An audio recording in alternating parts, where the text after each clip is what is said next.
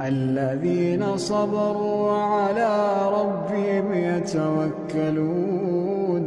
وكأين من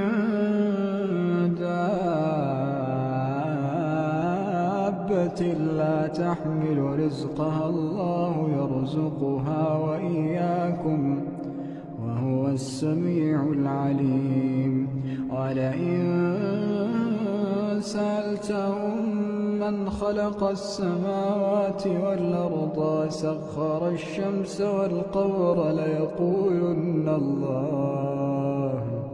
فأنى يؤفكون